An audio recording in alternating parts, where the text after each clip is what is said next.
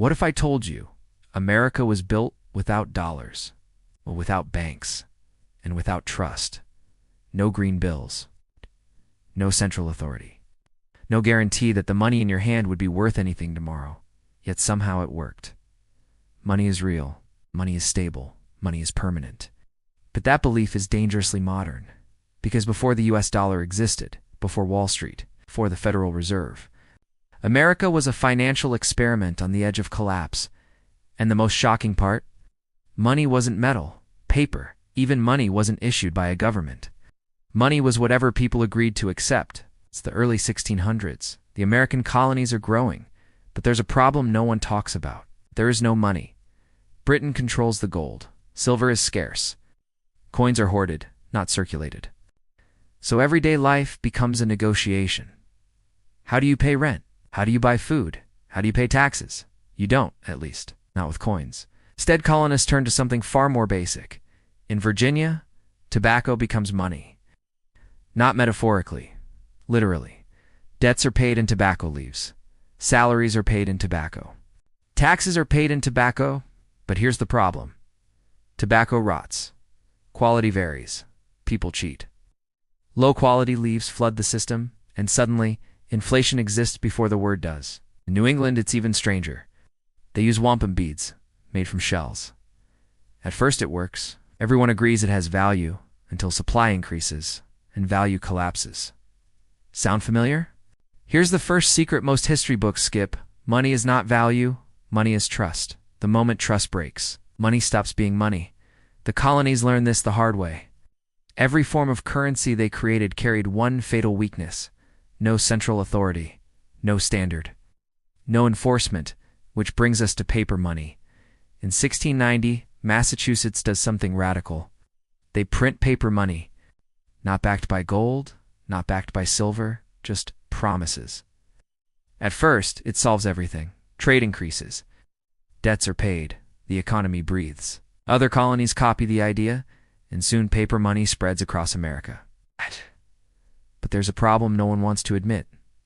If money is just paper, what stops you from printing more? Nothing. Colonial governments start printing money to fund wars, to pay debts, to survive. And just like that, the value collapses. Prices explode, savings vanish, confidence dies. By the mid-1700s, colonial paper money is so unstable that people stop trusting it entirely, which is when Britain steps in. The British government watches this chaos and decides, enough. They pass the Currency Acts, banning the colonies from printing their own paper money. Only British-backed currency is allowed. From London's perspective, it's control. From the colonies' perspective, it's economic strangulation. Merchants can't trade, farmers can't sell, debts pile up. This wasn't just political tension. This was financial warfare, and it planted a seed of resentment far deeper than tea taxes ever could. We're told the American Revolution was about freedom, but history shows something more specific. It was about who controls money. When the revolution begins, the colonies do what they know best. They print money. The continental dollar is born, and it fails spectacularly. So badly that the phrase, "not worth a continental," becomes an insult. By the end of the war, inflation has destroyed it completely. America wins independence, but loses faith in money itself. The United States is formed. The founders are terrified, not of armies, not of kings, of money. They have lived through commodity money collapse, paper money, inflation, and British financial control. And they reach one terrifying conclusion. Money can destroy a nation from the inside. Its fear shapes every financial decision that comes next, and it sets the stage for a conflict so personal, so bitter.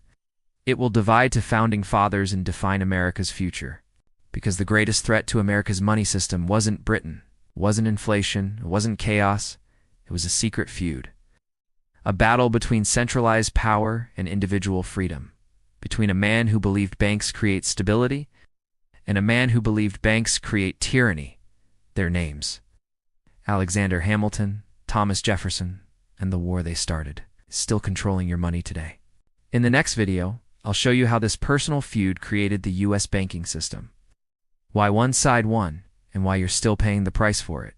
This is the money matrix. This was just the foundation.